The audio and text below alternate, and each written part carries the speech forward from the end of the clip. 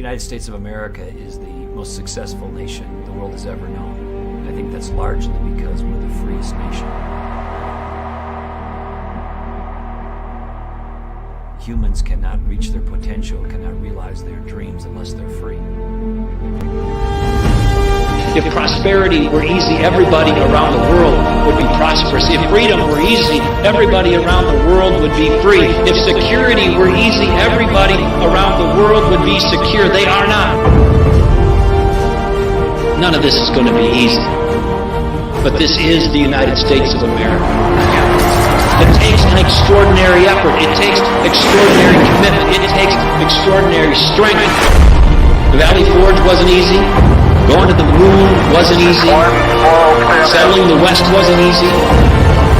We are the American people. We have seen difficulties before, and we always overcome them. This is about rolling up our sleeves. We might have some differences, but as Americans, putting our head down and getting it done.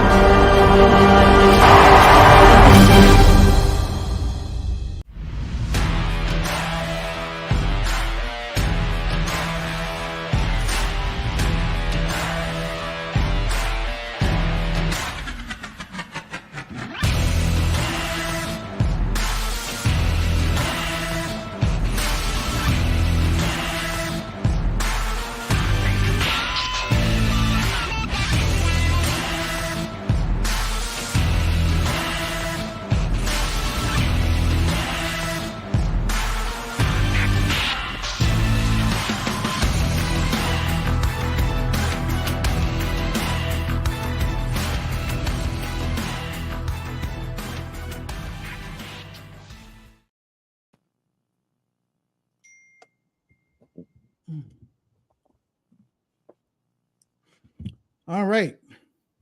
The force is not with me. I cannot make those cups come over here. Can't make it. Don't know what's wrong with it. It's not gonna work.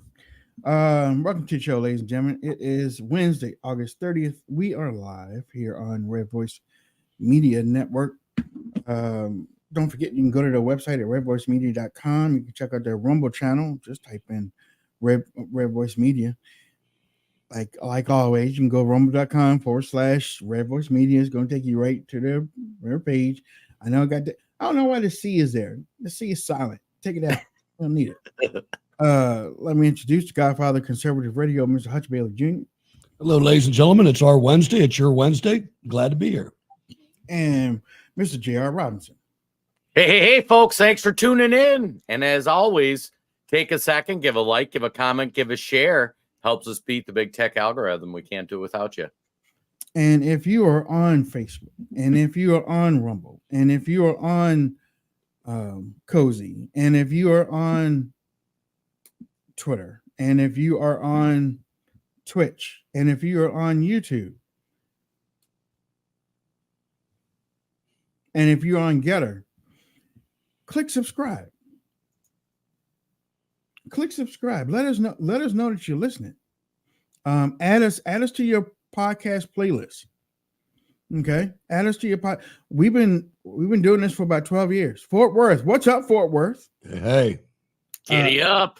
We've been doing this for about 12 years. So now, I think we've probably earned some trust in you adding us to your playlist. And also, because honestly, for 12 years, we haven't been begging, I don't know whether that is a disadvantage or whether that's my stupidity or what, but I always figured, we just come on here, we do what we do, and then we roll out. We haven't begged for money, we haven't begged for follows, we haven't begged to push. We have talked about the share, okay, but we really don't do that too much because we get right into whatever we get into, and maybe that's on me. I'll tell you right now, I'm the worst salesman that you have ever seen. I ain't. We're not really down with the mug club. Yeah. Although you can still get our coffee cups at WayneDupree.com/shop. War. He was like, we got to go to war. This is war, y'all. This is war. And then the next day he shows up. Buy Mug Club. Get your coffee mug in between artillery salvos. Yeah. Oh man, Trump version 2.0. Political establishment is gonna be. The political is already angry. They don't want him in office. They're afraid of him. I would be too. Because first thing he's gonna do, he ain't even going to the ball. He's gonna give himself a pardon first, and you can't do nothing about it. And you know what, too? Somebody said there's something that some president did. There's some executive order. Gosh, I wish I could remember that. There was a video that I was watching the other day that was talking about an executive order. All President Trump has to do is line through it, and it stops something that all these other presidents have not stopped. There's an executive order. Oh my God. Oh man. I wish I could remember it. But it's tearing this. Did the gold standard thing, was that an executive order from Nixon? I'm not sure about that. I know there's several things like that are executive order. I know John F. Kennedy in an executive order unionized the federal workforce. So that could be undone. Maybe that's the presidential order. Maybe that's it. I don't know. Trump 2.0 needs to just hire a constitutional scholar to dig through this stuff and show up day one and be like, these executive orders are gone. Congratulations. Well, here, we had President Trump on. We had President Trump on Monday, and this young man that we're getting ready to bring up here, I saw him. I can't. It was a video. It was a video of him with President Trump. And usually when stuff like this happens, okay, the person that they're I wouldn't say he was mimicking him.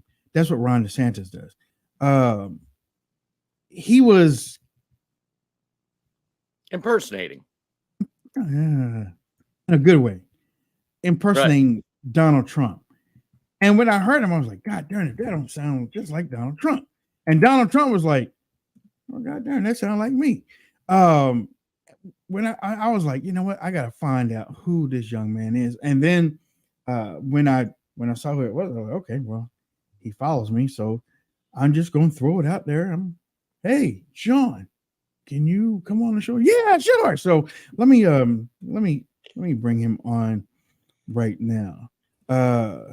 Sean, hey there. How you, man? Well, I mean that's Sean. That's Sean right now. Okay. Yeah. All right. Ladies and gentlemen, now I can say a friend of the show. This is Sean Farish.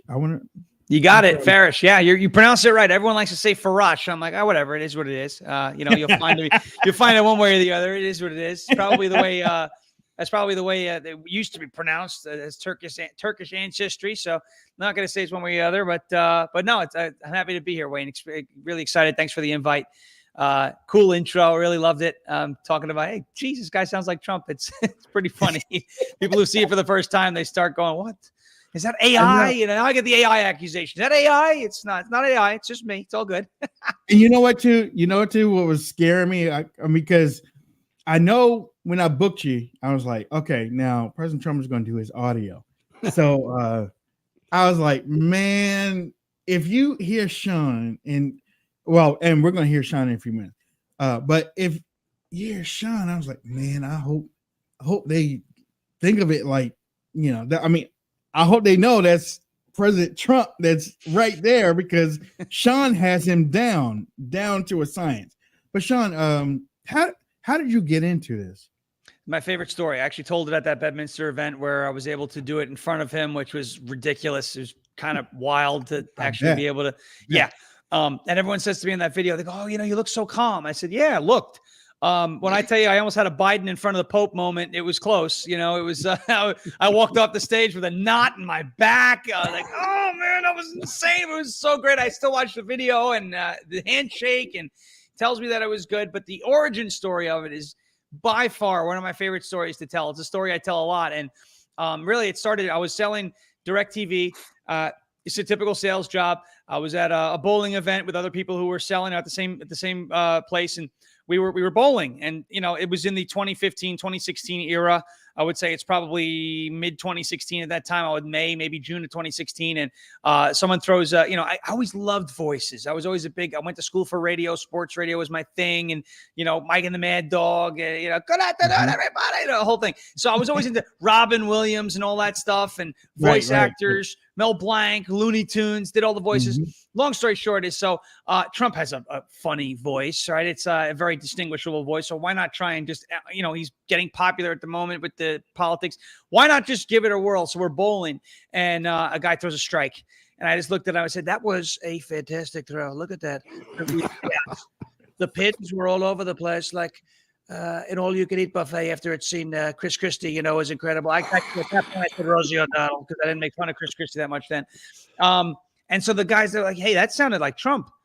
And I did it, right? So I did it the rest of the night. Everyone I wound up working with hated me after that. Not everybody, but most of them were like, "All right, enough."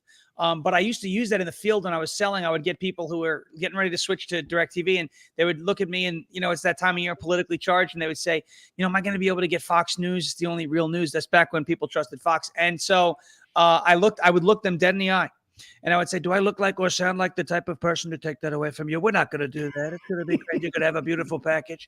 And so I would sell that way, and they would buy, and it was a lot of fun. And I'm a weather hobbyist, a weather geek, so I would do these on my Instagram back before anything went viral. I lived on Long Island, big blizzards that would come. "You're going to get enough snow that you could make a snowman that looks like Rosie O'Donnell. Big, beautiful snowman, huge. We're talking about round and incredible." And we would just do these things, and I would have people message me and go, "I played this, and my aunt or my dad or my grandfather or my daughter or whatever, like, why is Trump talking about the weather?" And I'm like, "Really? It's fooling people?" So the long story short is I just kept doing it. And it was usually like little weather skits, and it never caught on. And a friend of mine told me, and this is like, do I shake hands with the enemy right now? And my rationale is I will operate in enemy territory, Facebook, Instagram, all these other places. If they're going to give me ground, I'm going to use it until they tell me go away. So a friend of mine, after I started this organization on Long Island called the Loud Majority, I now live in Tennessee, but we were throwing the biggest Trump rallies in the country. You saw it all over New York City, thousands of cars down to the Montauk Lighthouse on Long Island. Long story short, he goes, "Go on TikTok." And I said to him, "I can't do that. That's China. We don't do China. I can't do that." He goes, "No, if you do that on TikTok, you will go viral quickly." And so I said, "Oh, well, why not? All right, fine. Let's use that rationale. I'll go operate in enemy territory. I'll use a VPN. We'll go ahead and we'll do this." And so I did the night before Christmas in 2020. And it went, somewhat viral. And then I started, the big one is when David Harris Jr., he saw it way back in like the spring of 2021 when the left was coming after Dr. Seuss. Remember that? They said he was racist. And so I said, no, we're going to save Dr. Seuss. And so I did Green Eggs and Ham. And so I said, "I do not like green eggs and ham. I do not like them, Lindsey Graham. I will not eat them with the senator from South Carolina or with the virus that came from China. I will not eat them with Mitch McConnell. I will not eat them with that hideous beast, Rosie O'Donnell. I do not like green eggs and ham. I do not like them, Lindsey Graham." And so I did that. I did the Cat in the Hat. I did some other stuff. And then I started going to drive-thrus and ordering, people's food. "I want a big, beautiful quesadilla." We love quesadillas. And we would just, and it would just, it'd be millions upon millions of views doing something so silly. I mean, Trump GPS, it was the one that put everything on the map. I was sitting, literally, we were waiting to get appetizers at an Applebee's late at night. Me and my friend, I said, "Hey, I have a feeling, I just want to make a quick video right now." The shotgun seat of his truck, sitting there, I go, "This is a GPS. We get GPS. You're going to make a left. If you reach Bernie Sanders, you've gone too far left." And I did these jokes, and they just flew. Wow. And so now we are where we are. Finally get to shake his hand, and he knows that I'm not doing it to be disrespectful. That's the Right, number right, one thing. right. We're not doing what Alec Baldwin did. We're not doing what Mhm. some of these other impersonators do. It's not to be disrespectful. As a matter of fact, it is a messaging device that I have found that is really effective because people are laughing their butts off at a joke that I did, maybe a week or so ago about Hurricane Hillary. Hillary has the potential to be very destructive. Just ask Jeffrey Epstein. She'll wipe out everything Oh, in her my path. goodness. Just ask the black. And we could use it as a messaging device.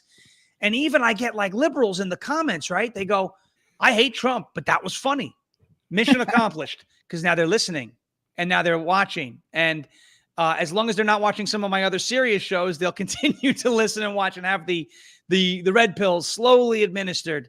They call me Captain Deplorable. In that case, we administer the red pills. It's Dr. Deplorable, and it's all good. We'll make it happen. It's great. So that's the story, how it started and how it got to where it is. Sean, thanks for coming on the show. You're one of my favorite kind of guests because you're the kind of guest that we just unleash. Right? We don't have to ask you a whole lot. But I do have a request. Good. I'd like to see you in a meeting with the Joint Chiefs of Staff and what the Commander-in-Chief's favorability rate is with these guys. Well, some of these people don't like me very much, but we're going to sit them down and we're going to say, I'm going to get on the phone with, there's two people we can get on their names are very similar and some people don't understand the difference. There's Vladimir Zelensky. Okay. Vladimir Zelensky, who, if you remember, perfect phone call. He actually liked the phone call more than I did, which is incredible. He said it was a beautiful phone call. I've never had a better phone call. And then we're going to call Vladimir Putin, who I get along well with. I get along very well. We're going to tell Vladimir, you go back to Russia. Get out of Ukraine and play with they call them in Russian, matryoshka dolls. They're these big, you see the dolls. And they're these big dolls. You start with a Rosie O'Donnell doll, then you open it up, then it's a Stacey Abrams, then you open it up, and it's an Oprah, then you open it up, and it's a smaller, and they become tiny. Then you get a tiny doll. It's a Marco Rubio, small doll. And we're going to tell them, go play with your dolls and get out of Ukraine. 24 hours, that's what it's going to be. The Joint Chiefs, they're going to look at me like I'm crazy, but I'm going to show them that's how we do it. And it's going to work, believe me. Oh, man. You're For everyone watching, by the way, unscripted, I had no idea that was coming. Okay, so there you go. I was going to say, Sean, it's a hoot to have you on the show. And, other than knowing how much coffee you drink in a day, like, this is great. I did share your Twitter in the chats and Captain Deplorable 45, the link to your website. You've got videos. You do your own podcast. But I just want to drill into a sec. Like, you were a normal dude, just working a normal job, going to Applebee's on Monday night for half price appetizers. Yeah. And you did this shtick that took off, but you took that opportunity to actually become a voice in the culture, which we need more of that on the right. And you do a podcast, you talk about current events. Can you kind of give folks like you do a bunch of stuff other than just being the Trump impersonator guy? Like what other things do you dig into? Yeah. So it's funny. This is another cool point about me that I like to say. And I want to preface everything by telling everyone, I love and appreciate everybody who thinks it's hilarious. By all means, this is not I don't want to just be known as the Trump guy. And I don't want to be known as just the Trump guy, right? That's the thing. There's more things important than that. But I always say, let's take all of those likes and shares and comments and views and turn them into real tangible victories. That's what I want to do with it, right? So before I even started going viral with the Trump impersonation, we started on Long Island, this grassroots movement that we were electing school board candidates. And we had these it was the same type of deal. We started it around Trump, big Trump rallies. We're talking about 10 to 15,000 vehicles with flags all across Long Island, going into New York City, going to upstate. We actually visited Andrew Cuomo's house on his birthday and brought him a cake, and he didn't come outside. Could you believe that? Didn't come outside. What's up with that? We went to Hillary.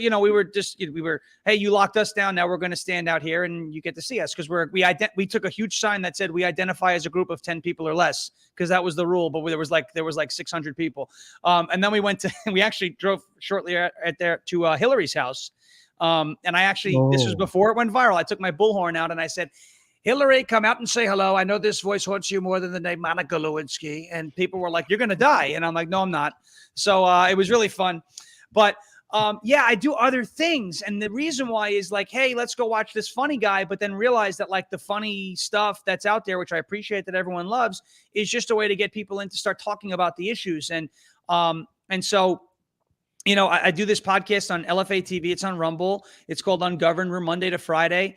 And we're bringing people in and getting the message out there. We have a very loyal audience, shares everything, and is always all over. And, you know, to me, there's more things. It's more important than just, you know, doing this shtick. And the shtick, I'm happy that it took off, and I'm happy that it is, you know, this really fun thing.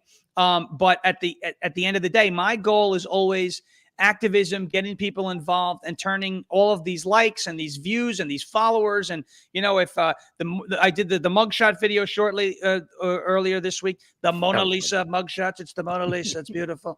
And everyone, you know, received it very well, and it's been shared really well across the platform. And I love that. Now, everybody who shares it, I need you to maybe, you know, share the name of your local county GOP chairman and his phone number, and then, you know, make sure that, or her phone, and make sure that that person's, you know, doing their job. Or, you know, everybody who clicked the like button or the repost or whatever it is, if you viewed it on any of the platforms that it's out there, I want those views to turn into victories, because like without this country, we don't have anything. And none of it continues. So that's always what's first and foremost to me. And I appreciate everybody who is so excited about how funny and enjoyable the content is. That's a great like first step. And now just, you know, take my hand and come with me into the next step, which is getting involved in the community. Anybody who takes a stand has the ability to create something. I was a virtual nobody. I was selling paint, literally answering scam calls to the paint store as Donald Trump, recording them, putting them online, and they were going viral. But I was selling paint. I would have contractors who were big conservatives walk in and go, "Hey, I just saw your video like 10 minutes ago. It's freaking hilarious. Like, this is great." You know, now, you know, I don't do the paint stuff anymore. We have the podcast. I have the website you mentioned, CaptainDeplorable45.com, where my favorite thing to do with that site is I record your voicemail. Great. This is Wayne's voicemail. He's a great guy. Handsome. Beautiful, if I may say that. And he's very busy. He can't come to the phone, so leave a message. You know, we do all those. It's so I gotta much get fun. that. I gotta get that. Though. Yeah, man, I it's so much fun. Yeah.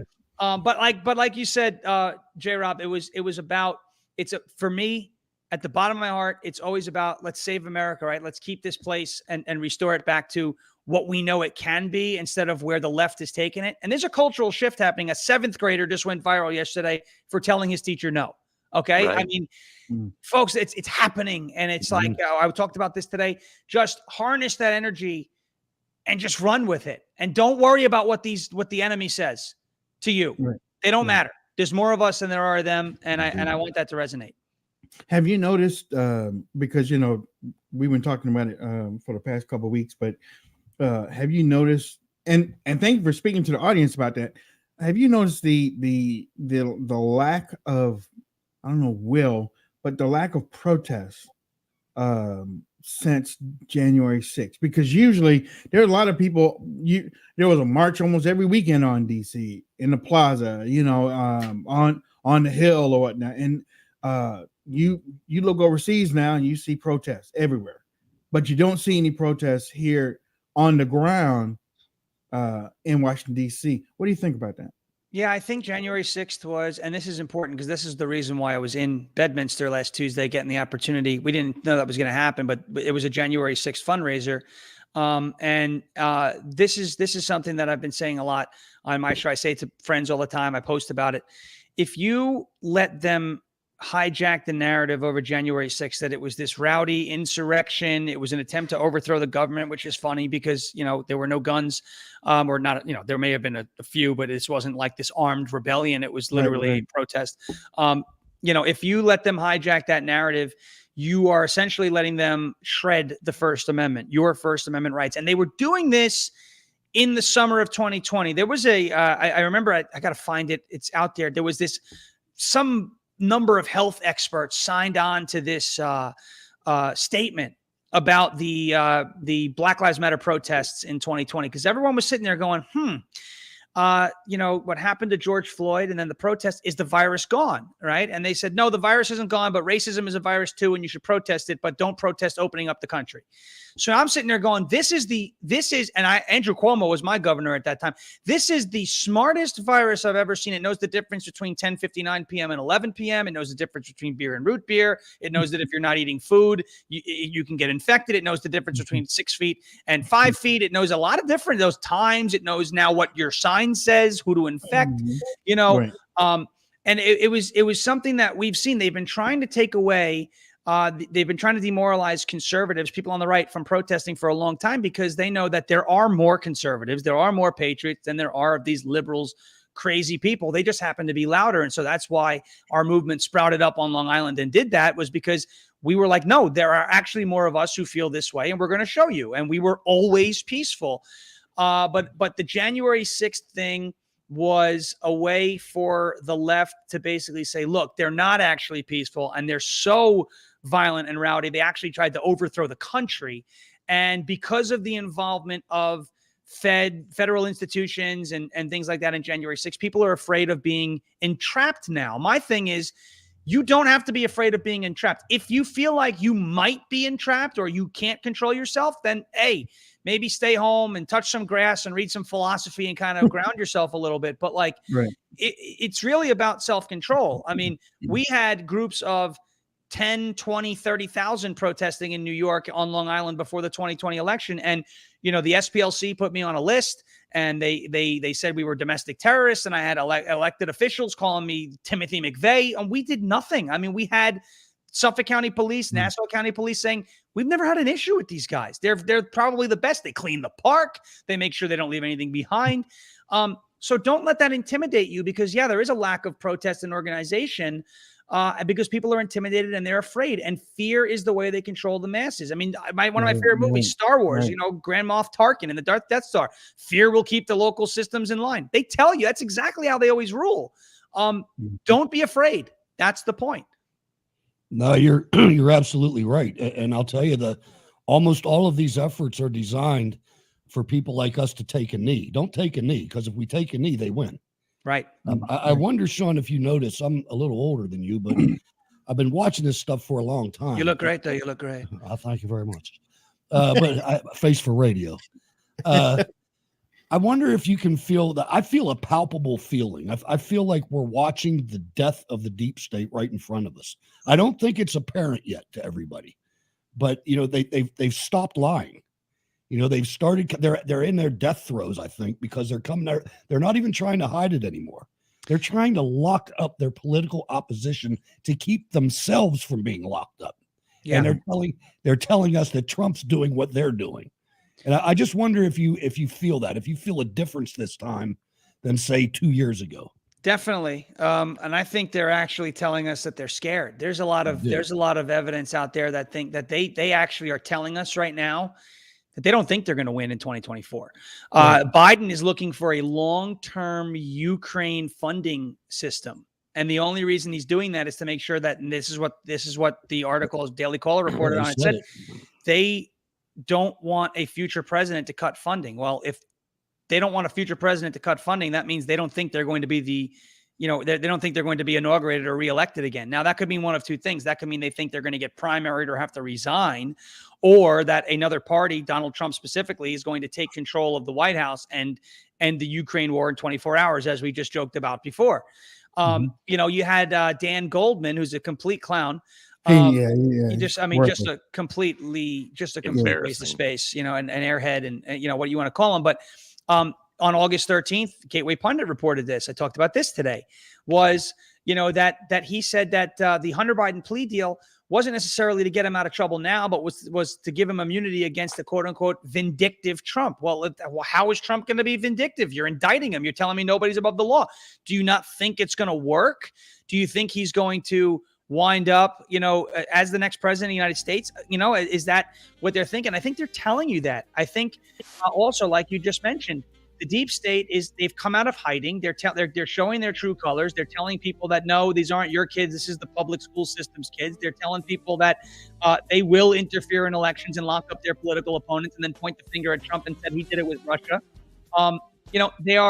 absolutely. I feel like they're a cornered animal right now, and they're showing you every last bit of what they're going to hit you with before you can, rectify the problem. I mean, they're showing you their claws, they're showing you their teeth, they're growling, they're yelling, they're kicking, they're screaming. We just have to be strong enough to withstand that, and I think we are. And I think, the power that we have. Ask Bud Light, ask Disney, ask Target. They see when you mess with us and you push us to our limits, it's not going to work. That's right. Hey, Sean, we're coming up on a break, so we're going to have to get you out of here. Before we cut you loose, give us a quick shout out. Where should people follow you? What's next on the agenda? But what do we do there? You can follow me on Twitter, or X as they call it now, at SHAWN_FARASH. You can visit the website, CaptainDeplorable45.com. My show Ungoverned on Rumble. That's on rumble.com/LFATV. And we're just focusing on winning. We're focusing on pushing to 2024, and I hope to see you all there. Well, let me tell you something. I have entirely enjoyed you, and I'm sure that my boys have same thing. We want to have you back. We want to continuously have you back. We love your point of view because you're not just doing this. You have a great eye on what's going on, and you are, you can speak about it in an intellectual way that everybody can understand. So we appreciate that so much. Mr. Trump, you want to lead us out on break? Well, thank you for joining the Wayne Dupree podcast. It's been a pleasure. It's just 2 times in 1 week. It happened earlier. Now it happened again. And it's going to be like how we make America great again. Looking forward to coming back. Keep it locked right here. It's a fantastic show. Believe me. Oh, my God. All right. Man. Thank you. Thank you. Thank you. Attention Americans, breaking news. Biden's dangerous plan for a digital dollar is underway. Don't be fooled. It won't benefit you. Take action now. The Federal Reserve phased deployment of FedNow began on July 1st, 2023. Be prepared. This may catch many off guard. Your hard-earned assets are in jeopardy. But there's a simple legal tax loophole to opt out of the digital dollar. Reach out to American Alternative Assets for a free wealth protection guide and discover how to safeguard your wealth with gold and silver IRAs against a failing dollar and volatile markets. Visit protectfrombiden.com. This invaluable guide provides precise steps to transfer your IRA or 401k into precious metals without any tax consequences. Be smart. Don't let Biden force you into using the government's new digital dollar. Visit protectfrombiden.com to get your free guide and get started. Again, that's protectfrombiden.com.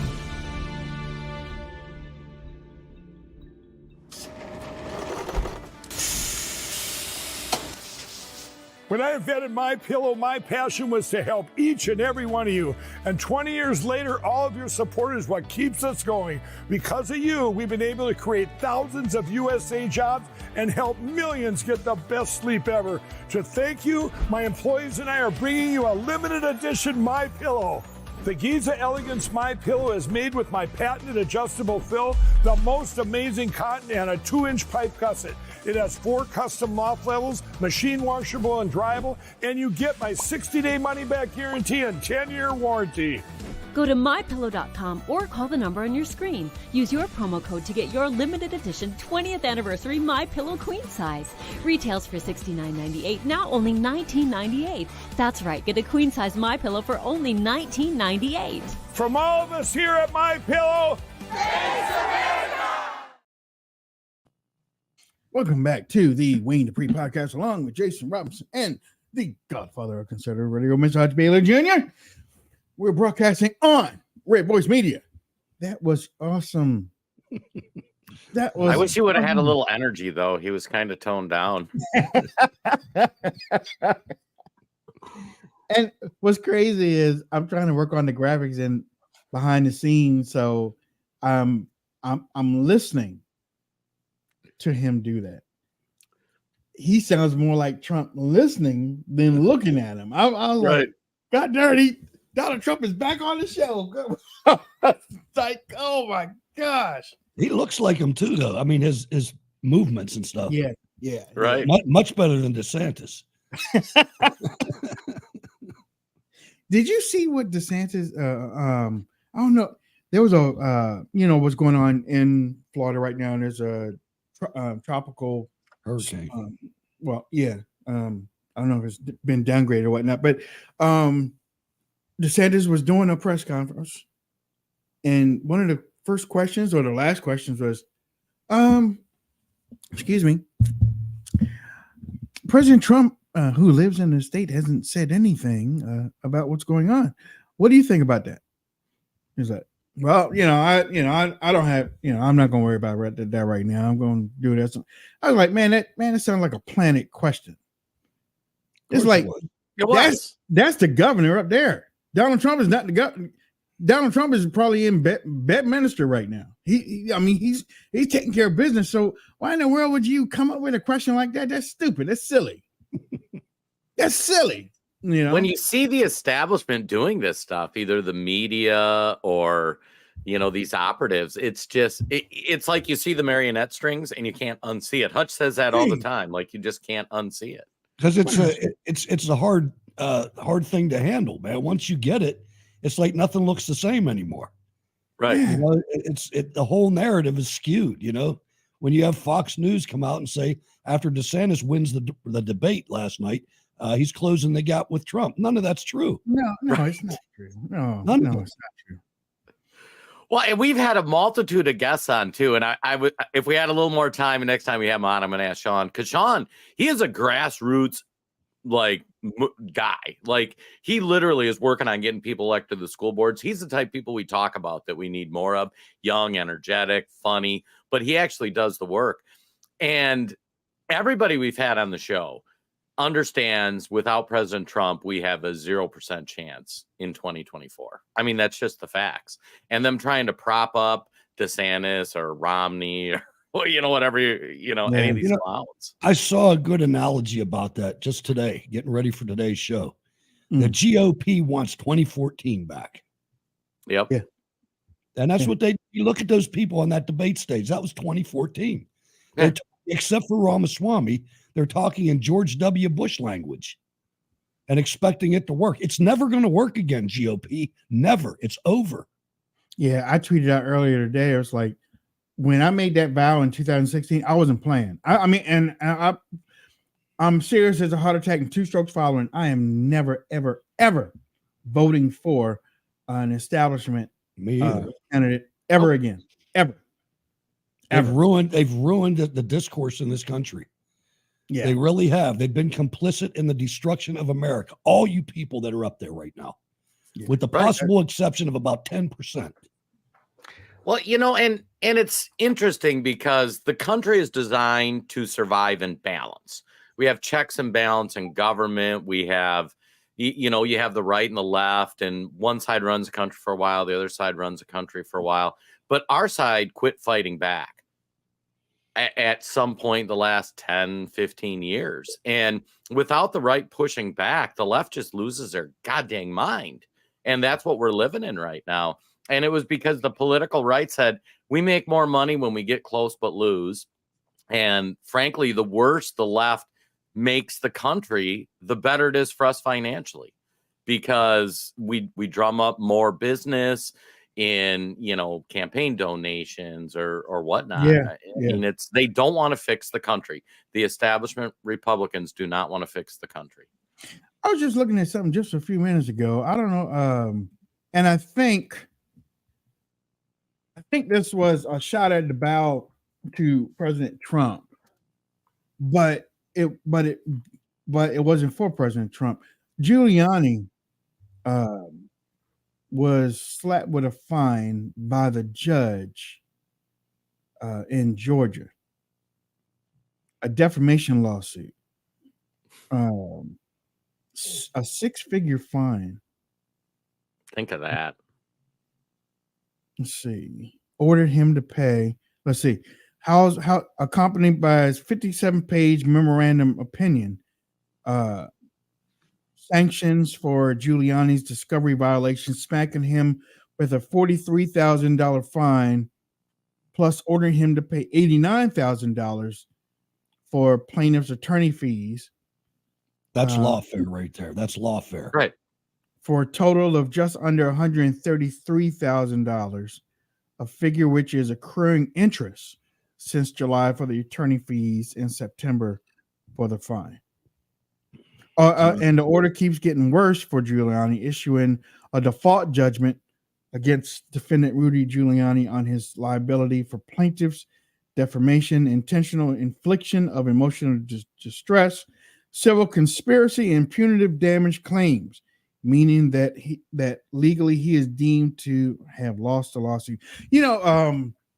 This right here, President Trump has told you, we've told you, you've heard it from many other podcasters and stuff.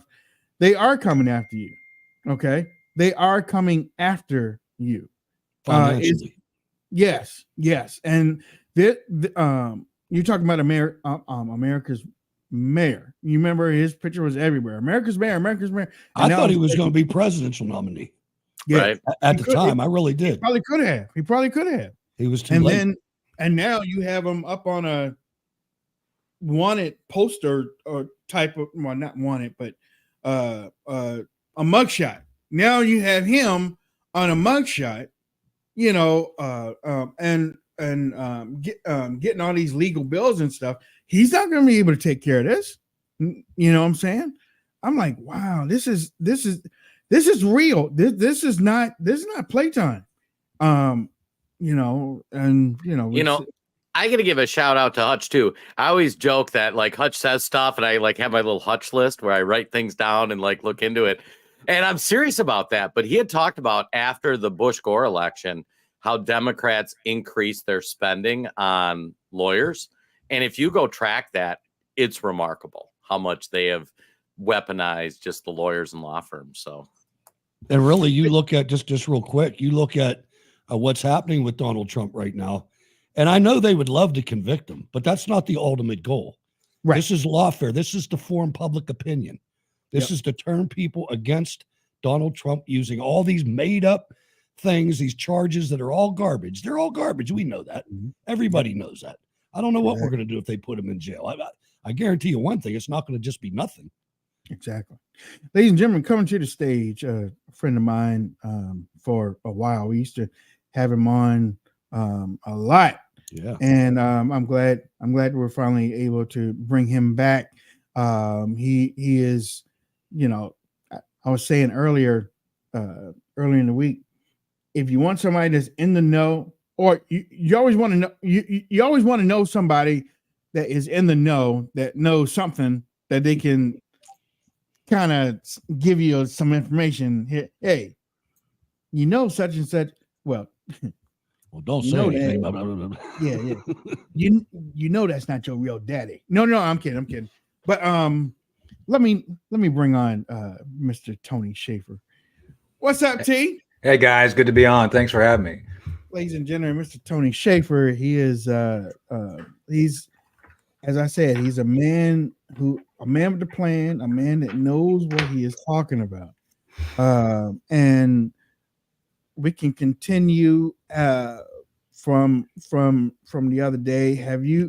From the time that we have spent together, from the last time that you were on the show, did you ever think this country was going to go or just sink so fast? The answer is no. I mean, look, when I signed up in 1981, enlisted during the first Reagan kind of the recovery of the nation, I anticipated that we as a republic would continue to prosper.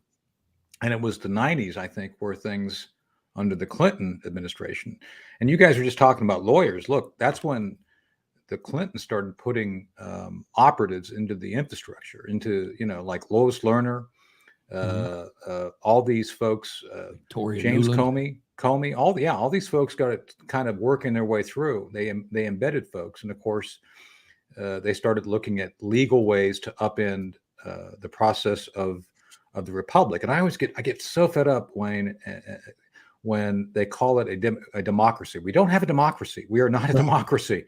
Right. Democracy, pure democracy is not a good idea. The majority will overrule the minority.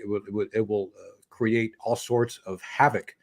And so we have a republic that has competing branches that will use their power to offset the other's power to keep everything balanced. But they don't want that. And at this point, they've invested over the past 20 years using a variety of methods to infiltrate every institution, from education to the Department of Justice. And that's why people, I think, rightly need to be concerned about what I would call foreign and domestic enemies. Because at this point, we've got a ton of domestic enemies that our founding fathers warned us about. Eisenhower warned us about it. If you go back and listen to his last speech, the military-industrial complex speech, he included also the congressional complex, because the military-industrial complex uses members of Congress to infiltrate and push their agendas. And that's why Leader McConnell actually made the mistake of admitting that at that $113 billion that's going to Ukraine, well, no, it's not really going to Ukraine. It's going to be spent in Washington to enrich his cronies. And this is, look, I'm all for winning wars, but the idea is we should set up people to win, not pour money into the most corrupt nation in Europe, which is it's really amazing to watch how Ukraine went from the most corrupt nation to a nation worth investing in. Really? Overnight. And so I'm not against the people of Ukraine. Right. I consider Putin a thug. With that said, putting it in perspective, you have two nations who are cut from the same cloth. Both have oligarchs in charge. Zelensky just recently said he's not going to run elections till we pay for it. Really? What? Are you kidding me? So we and the bad leadership that we're experiencing here are helping fund that chaos and nonsense over there. The last insult, Wayne, let me get this out. $700 per family to Maui. Are you kidding me? I know. I mean, to me, that right there shows their true colors. These are blue people. They're messing up. Yeah. And the idea that you can't send $10,000 per family to say, look, here's $10,000. It's expensive. Get back on your feet. Let's figure out a way to get you forward. Instead, they put in $700 a person. At the same time, they put in another $40 billion for Ukraine. Yeah, it is something. Let me introduce Jason Robinson and Hutch Bailey Jr. Jason. Hey, guys. Oh, hey, Tony. First, let me say it's an honor to finally get to meet you. I've followed you for years, and the stuff you do is great. For those who don't know, you have a ton of experience in the Department of Defense and in that space, military service. But we look at the show that Donald Trump, the greatest thing he ever did is expose the deep state and the corruption. And when he came down the escalator, everybody's eyes have been open, like, oh my gosh, all this crazy stuff's happening.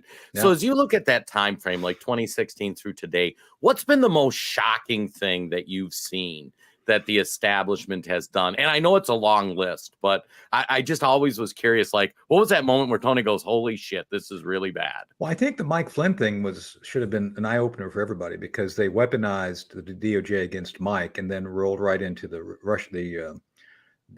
Russia collusion narrative. And I was actually advising multiple members of the Obama administration rolling into the Trump administration. And I was in meetings at the Pentagon when some of this stuff started coming up. And I knew for a fact that there was no Russia collusion. It's like, no.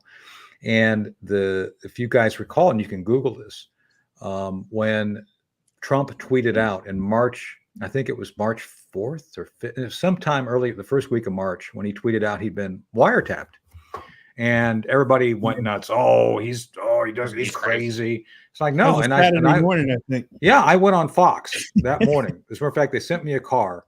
Yeah. And I was in Fox and Friends, and my friend Ed Henry was hosting. Ed is still around, as you guys know.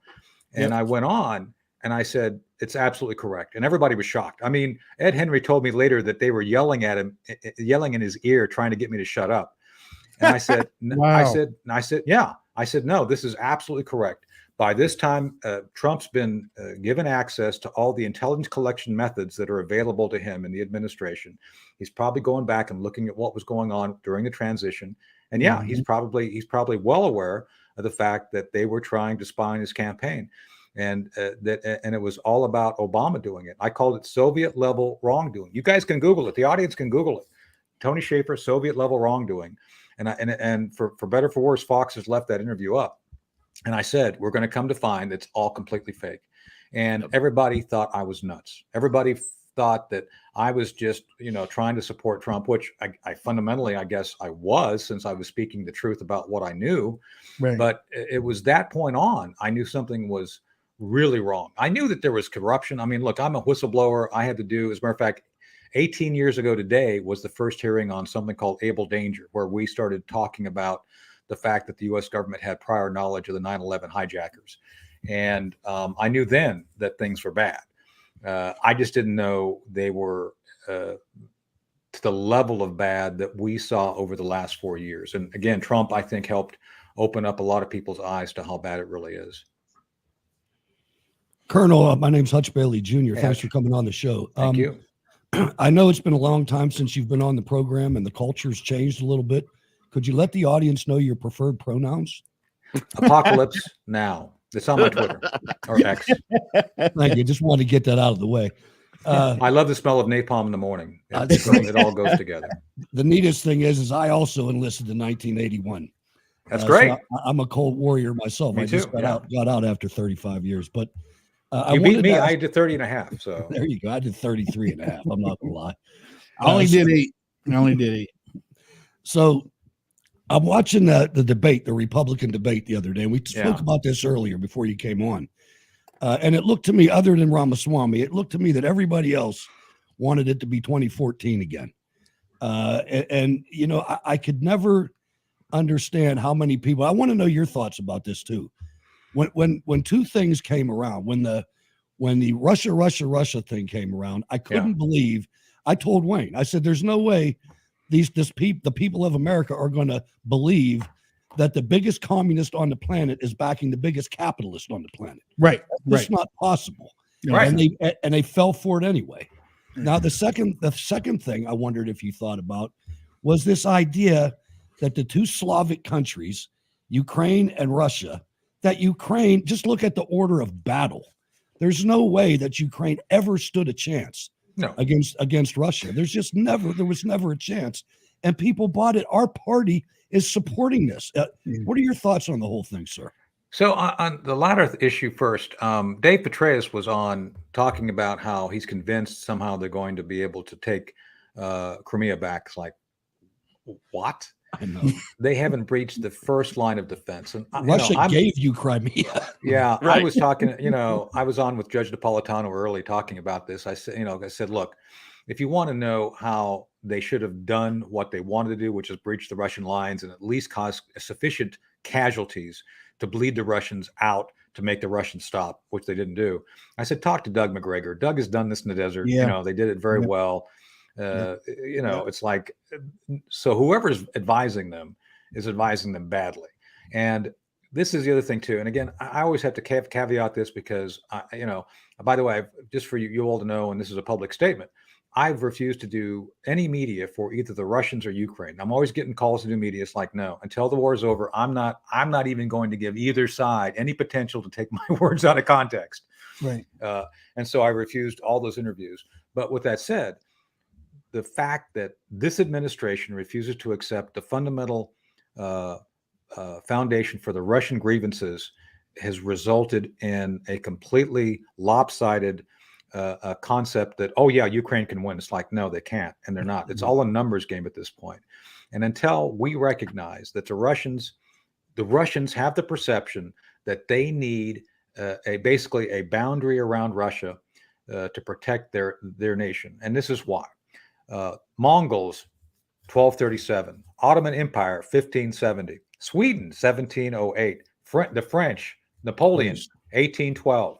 Japan, 1905. The U.S. intervention, we did it, 1918. Germany, 1941. A guy named Adolf Hitler, I think you recall him. Yep. These are all invasions of Russia.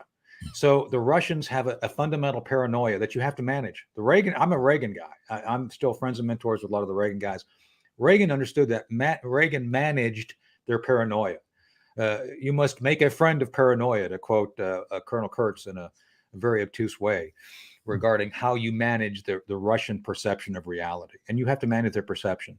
So the fact that you keep having people like Petraeus, Victoria Nuland, Tony Blinken, all live in this alternate universe somehow, saying, "Oh no, our policy is Ukraine will win." Okay, but it's not going to happen.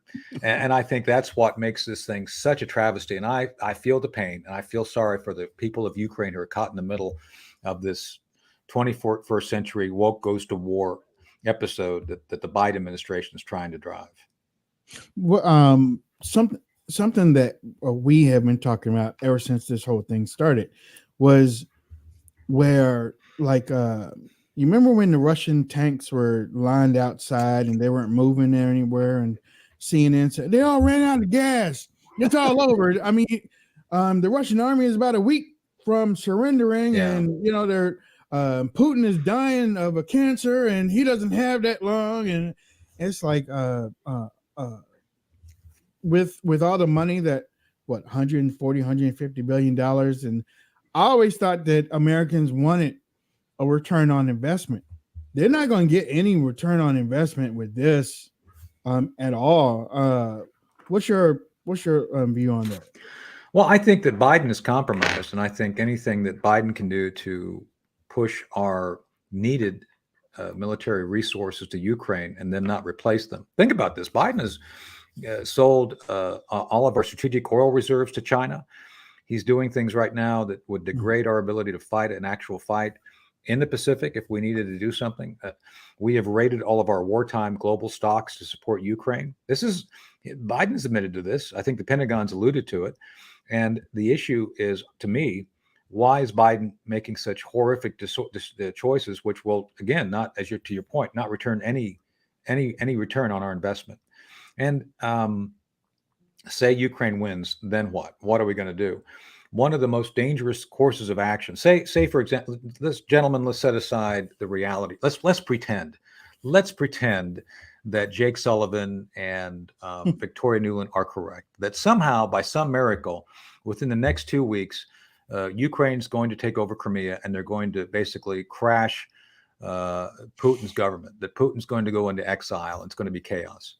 Do we really want a nation the size of Russia with no clear leadership to leave it ungoverned with nuclear weapons? Is that a really wise idea? What if, is that something we really want? Because we did this with Libya, and we're still suffering the consequences with Libya. Yeah. We did this with Syria, and we saw what happened with ISIS. So are you guys thinking this through? We literally have the high school debating team who could barely play checkers trying to play a master's level chess, and they ain't doing well. Right. Well, and we talked about it yesterday too. The people behind Putin that would take over are even crazier. So we're in even worse shape. Bingo. And now question for you, Tony. Let's say President Trump wins. Your phone rings and he says, "Tony, my Department of Defense is screwed up. I need you to fix it." And what are you going to come in and do? What are your next steps? Because we've talked about, we know it's broken. Got connections. We can hook you up. Well, first off, if that call comes, it's like, you need to let me be in charge. I don't want second guessing. I don't, when Mattis came in, Mattis tried to bring in, this is fairly documented. He tried to bring in a bunch of Clintonistas. He wanted to bring in several folks who were part of Beacon Global, which was the think tank holding for the Clinton folks who are supposed to go in with Clinton. So it's kind of like, really? And there was huge battles. So first thing is like, no, if I'm in charge, I'm in charge. I don't want any battles. I don't want the White House second guessing me. I'm in charge, 100%. Second, I go to my Reagan bench. There's a bunch of folks from the Reagan administration who were ready to go in under Trump, and a guy named Rance Priebus prevented it. And we were going to bring in the Reagan folks. As a matter of fact, Dr. Chris Lehman, who was Ronald Reagan's nuclear weapons advisor, brother of John Lehman. We had nominated him to be the guy that hires and fires. And you all know this. Personnel is policy. Those people you pick as your initial team sets the complete agenda for the future. Right. Trump made the mistake of believing that the government was like a business. It's like you come in, you're the CEO, and people pay attention. It's like, no, it doesn't work. So I get full primacy. I don't get second guessed. I get to bring in my team, which are Reagan guys. You would know a lot of the names. What's left? And then if not the Reagan guys, the Reagan guys pick. And these folks would be completely focused on trying to recreate the magic of what the Reagan administration did, where they set up a strategy to defeat the Soviet Union. I'm not going after the Soviet Union this time. It would be China this time. We would set up a Pentagon that's focused on reclaiming an ability to affect and protect the equities of the United States globally. Not to be a bully, but to define these are the things we're going to protect. And you pick people who understand that mission, that objective, and you put them in place. And this would take about 3 months. And then in the process of doing the initial hiring, I would fire the first 3 levels of leadership. And I would do that in ways which I can't talk about here because I figure it out. But I'm telling you, you can move people out without firing them. You can get people out of the way. John Lehman told me how to do it, by the way, little trick. If you all look at what John says, you may figure out what I would do. But I'm just saying that you would have to move a bunch of people out, and I would do it, and I would do it with impunity. I just don't care. And we got to get you in there, man. It's not like I'm looking to be popular, It's like It's not that I don't care, but I don't care. And then I would have several deputies like-minded, and I know who they are, and I would bring them in, and we would go to town, and you would see things turned around in 6 months. Fundamentally, it would take time to get it focused below the first 3 levels, but it would take over that first year. It would be tough. You'd have all sorts of attacks against me personally. I would be constantly, any little thing I ever said here or any other program would be amplified. It's like, whatever. I'm a retired spy. I did spy type things. Did I like women? Yes, I did. Thank you. So yes, I did.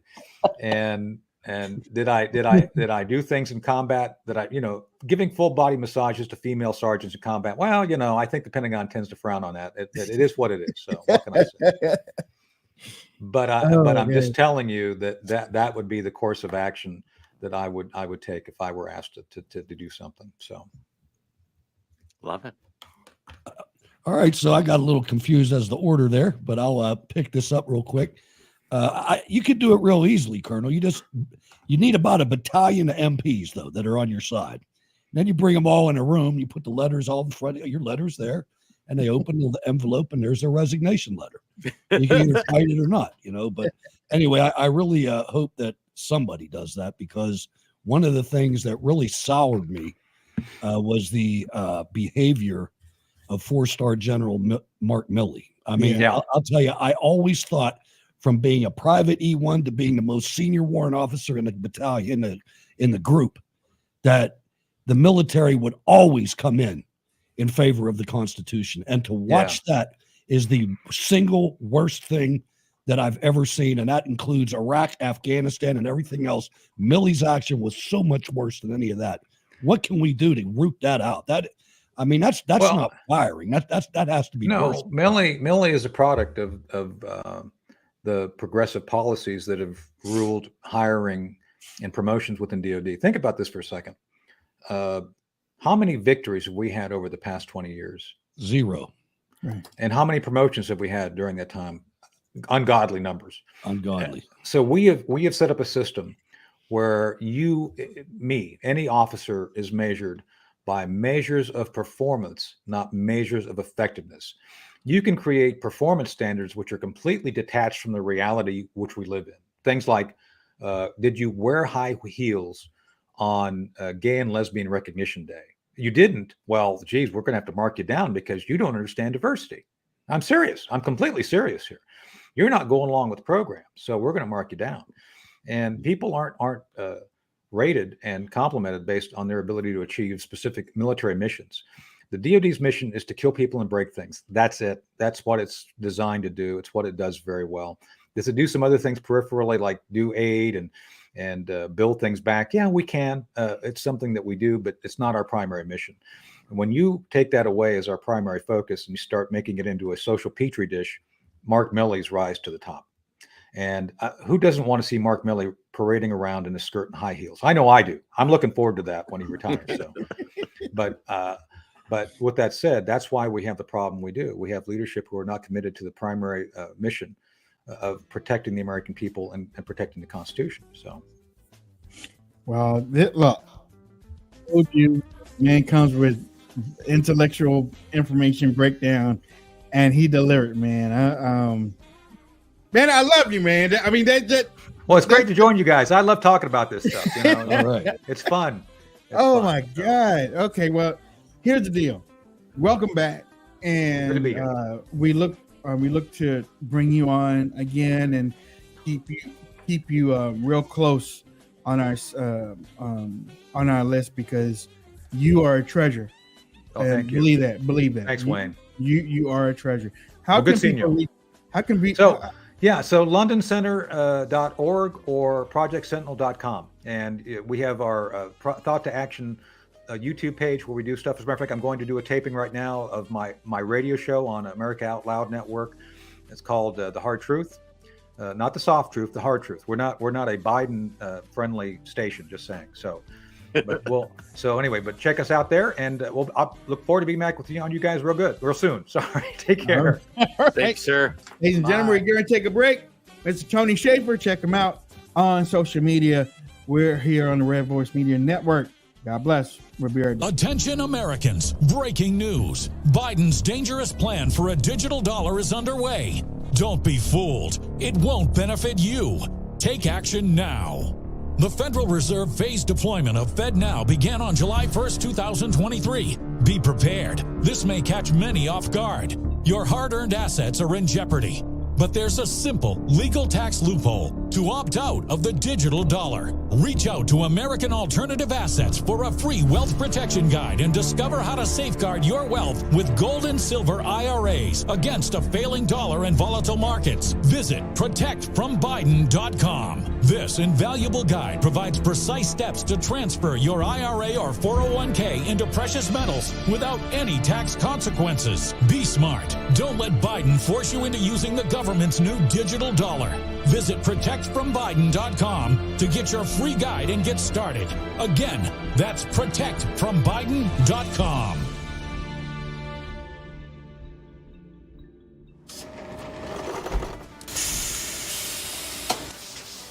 When I invented MyPillow, my passion was to help each and every one of you. And 20 years later, all of your support is what keeps us going.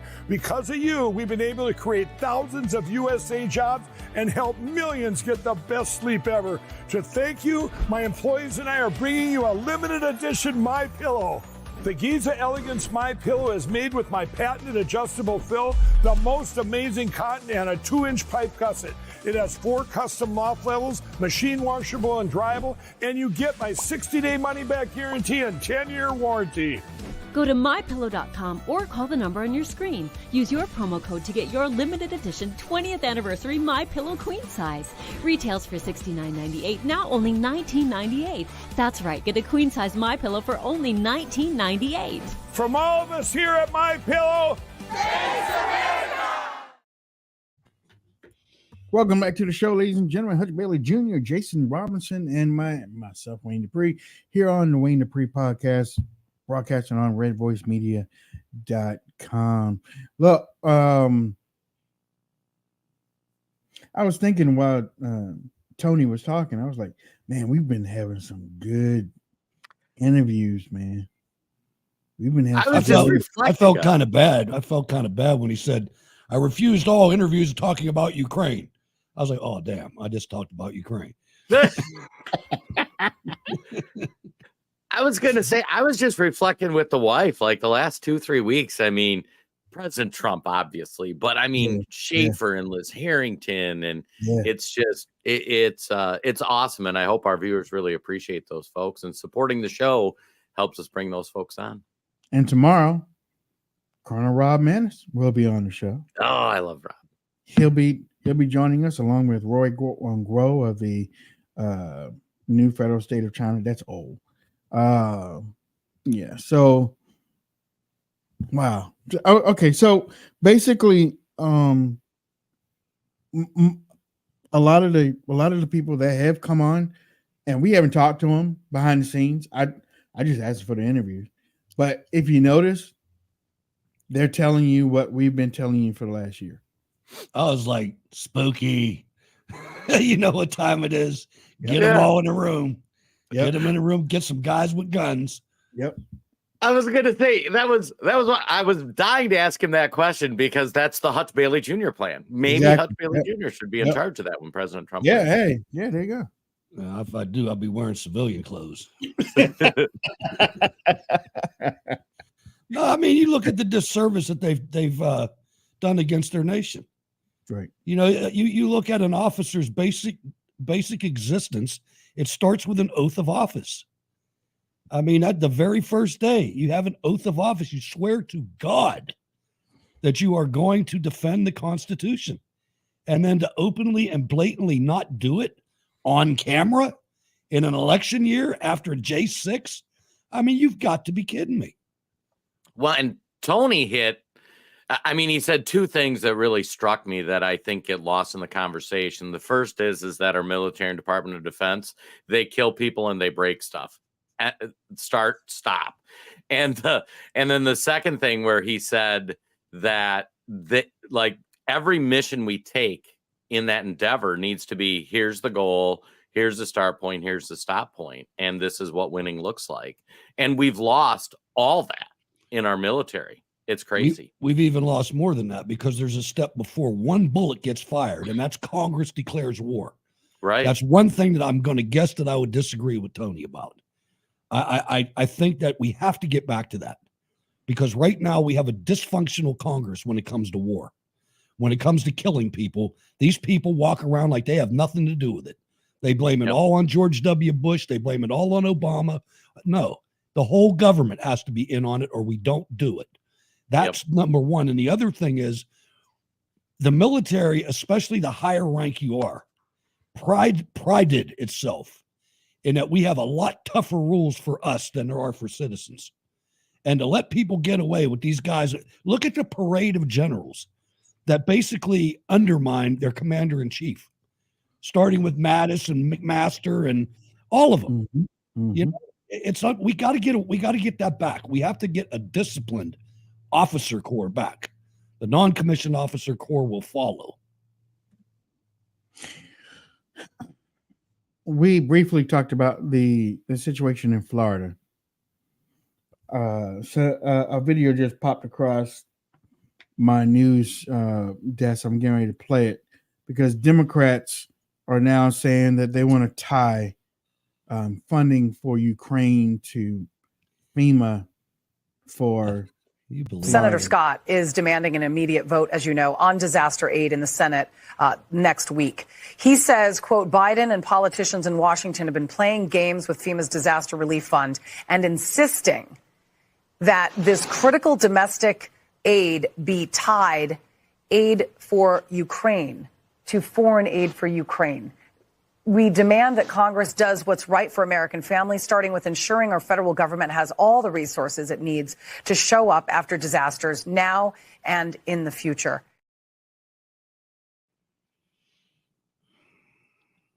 You know, I'm going to say something unpopular here. We've become a country that is beholden to aid from the federal government. Yep. You know what I mean? This is unnecessary. What should happen? There's a story, and you have to look it up, back with Calvin Coolidge in the 1920s, where they had a big drought, a big dust bowl, and everybody was clamoring for money for the farmers, and the president says, no, that's not what we do in this republic. It's not Washington's responsibility. It's the people that live there and near their's responsibility. And Florida has and look, don't get me wrong. I'm not saying that we shouldn't give aid. I mean, that's where we are today. It's where we are. But we should be able to support ourselves. There's 25,000 linemen going to Florida right now, or they're probably already there. That has nothing to do with the federal government. That's the power companies. Because where I had my cabin was on a state road on the way to New York, and they had big storms, and there was nothing but lineman trucks driving north to get to Florida, to get to New York. The same thing happens in Florida. I think FEMA is just a freaking dark hole where money goes. I was going to say, I think Hutch touches on a good point. We've reached this point as a society where the first answer for everybody is, what's the federal government going to do to help me for any issue, any disaster, poverty, anything. It's all we need. Now, whatever happened to Americans, just go fix it. You know what I mean? Exactly. Yeah. And the second thing, though, that Governor Scott really points out that's powerful to understand, this is how Washington works. Like, you have one thing we can all agree on. Let's get some money to Florida. Let's spend some money and get it going. But then they tack on 12 different bullshit things that nobody wants to do to pass that. And that's where things go off the rails. That's something that I noticed a couple of years ago when a couple of things were happening to conservatives online. And a couple of years before that, you would see conservatives say, Democrats want everything from the government. They want the government to come in and take care of this and fix that and fix that. And then a couple of years later, I start seeing conservatives do the same thing, begging the government to do this and do that and do that. I'm like, they just switch just like that. I mean, it's weird seeing that. Another phenomenon to watch is the Democrats know how to get the Republican senators to vote on whatever they want. They just added a military spending bill in it, and the GOP will vote for it no matter what else is in it. I agree with that.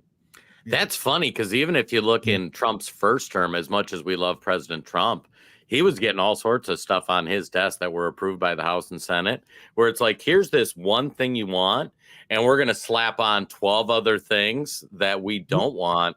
And that's where the Republicans need to stand up and go, no, let's just vote on this one thing. Well, that's where they didn't have the balls to do it, you know. But that's where Paul Ryan ran to the White House. He ran to the White House because President Trump said he wasn't going to sign that second omnibus bill. He's like, another all about the military. The military, remember? He said, please, this is for the military. And if you sign it, then we will do something for the border wall. But this is for the military. We have to do this for the military. And just remember, for the military means for the Republican congressman. Right. Basically, yeah. Yeah, they're buying more stuff from military contractors who then give that money to the Republican Congress people. Yep. And I got to say, too, all this talk about, let's spend money. Folks, we're $37.5 trillion in debt. If you think of that in your own person, our debt is 120% of GDP. So let's say you make $100,000 a year, and that's great money, and but you owe $130,000 on your credit card. So even though you make $100,000 a year, you owe $130,000 on your credit card, and you're out there talking about, I need to go buy a boat. Can I buy a boat? I'm going to get a room redone. It's beyond ludicrous. It certainly is. I mean, they want to spend money and spend money and spend money. Let me translate that. I got to do this every 6 months or so. What Jason said. We are $37,000 billion in debt. Yes. When we pay back $37,000 billion, when we finally pay that loan off, we are broke. We're broke. We're not even broke. Being broke would be wonderful. Every citizen share is like up to 97,000, and every taxpayer share is up to like $260,000. And they throw these fake words in like trillion just to throw you off. Right? Yeah. It's you know what? You know how you watch those movies and you got those crooks. Yeah. We just take 3/4 of a penny. Right. And that's like $750,000 now. It's like you won't miss it. You won't miss it. That's how they're stealing. It's taking $1 million. Get out of the room. Well, and it's funny because like I've had dudes I worked with that made pretty good livings, and like I see their house and I see my house, and we made about the same, and I see their cars and their boat and all that, and I'm like, this is not going to end well for them. And then sure enough, like 4 or 5 years later, like dude's driving up in a Fiat, and he's now got an ex-wife and a 2-bedroom apartment. And he's like, I had to declare bankruptcy. I'm like, no way, really? Shocking. I used to like it back before credit cards or debit cards were so popular when I was in the Army. Yeah. And you used to write a lot of checks back in the day. I remember that. And a lot of young soldiers and their wives weren't real familiar with checkbooks and things like that.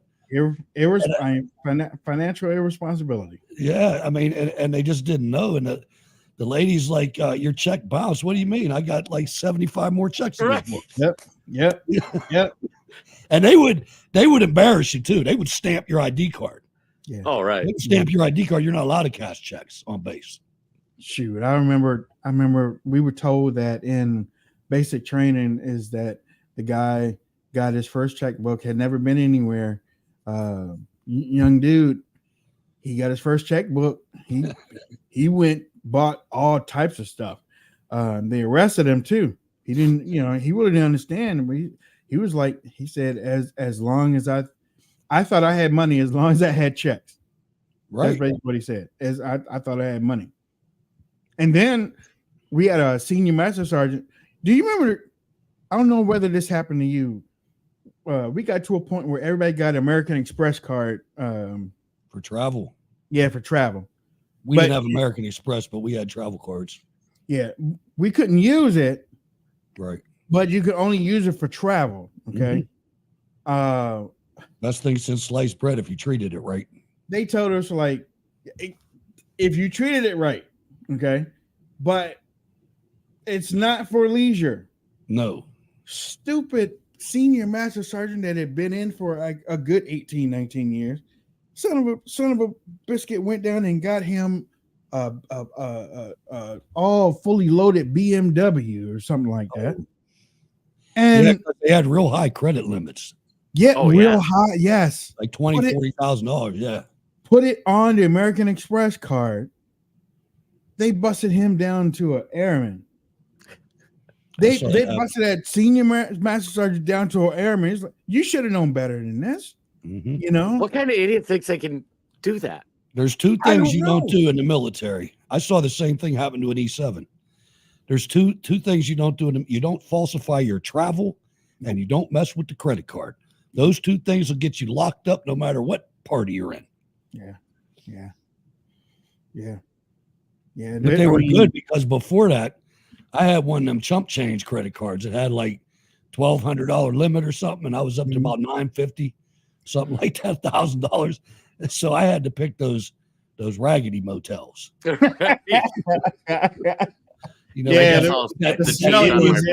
that Indian smell in them. Yeah, the smelly was. Yep. Oh, look, the walls didn't have sheetrock. It was brick. Bugs crawling across the floor. The carpet was matted down for like 20, 30 years. This is like, oh yeah, you got an imprint of an iron on the carpet.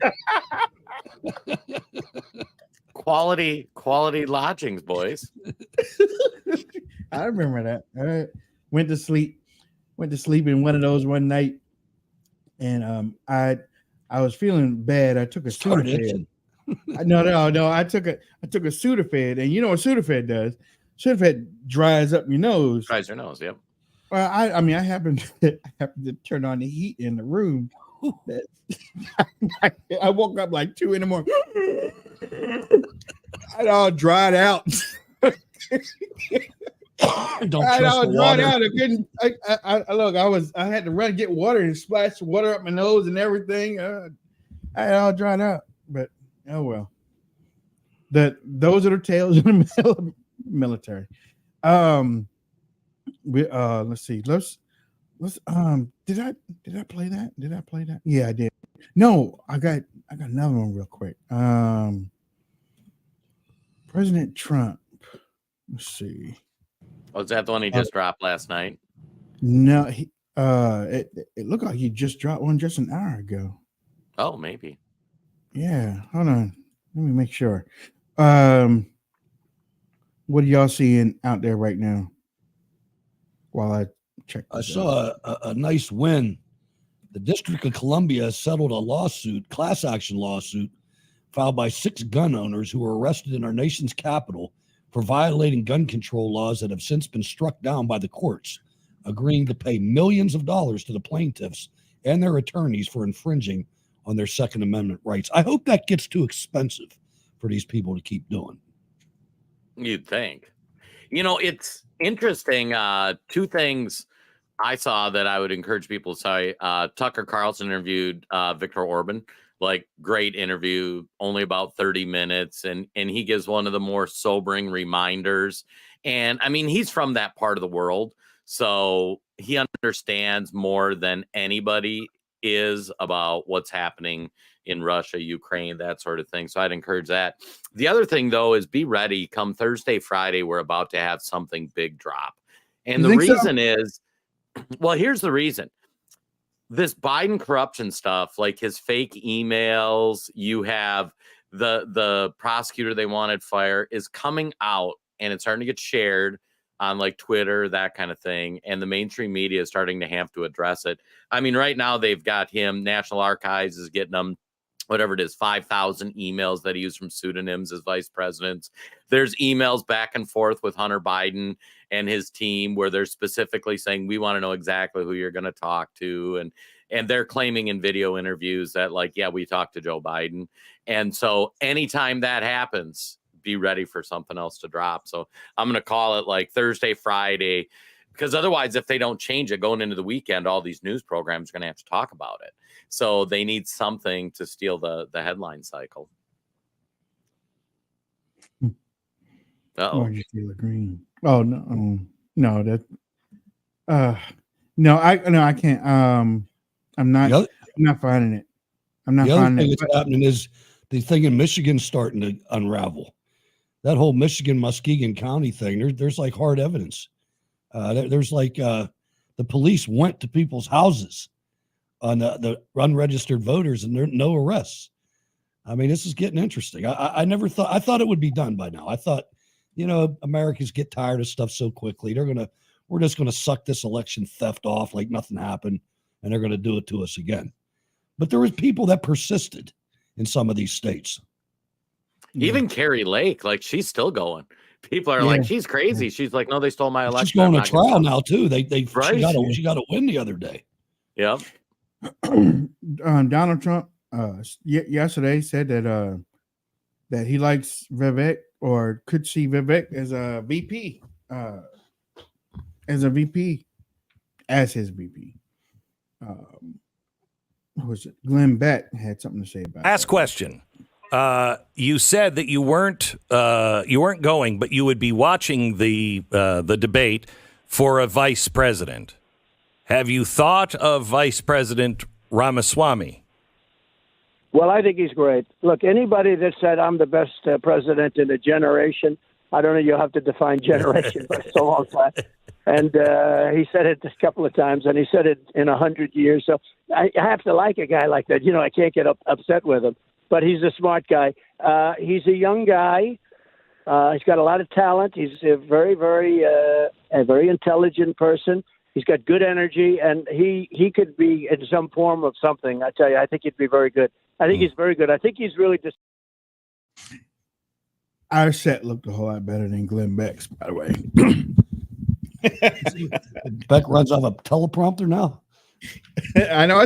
I saw that. Go like that. He got. I think what he probably did, he probably had like 20 questions, and he was scrolling through them to see which one. But he had to, because we were. I know.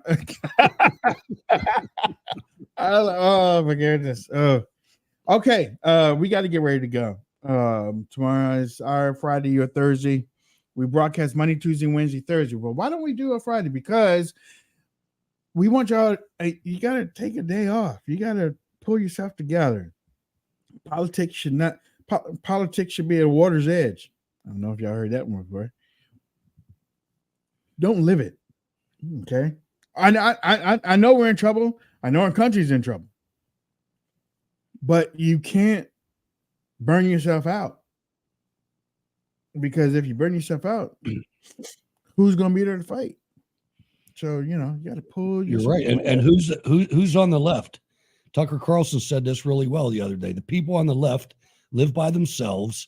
They don't have children. They don't have families. They live in little apartment buildings in big cities, and they work for big bureaucracies. They're empty people. Don't be them. Fellowship. Go talk to people. Go touch the grass. Barbecue, take a bike ride, play with your dog, play with your kids, grandkids. I see your Oscar back there, Jason. Oh, this actually isn't an Oscar. This was the Donald Trump golden statue of Donald Trump giving the thumbs up. We had back in the day in the first run, we had helped market the product, so they sent me one. I love it. And what'd you get? Oh, giddy up. Fake news. All right, Jason, give me final thoughts. Final thought I'll have, folks. Buckle up.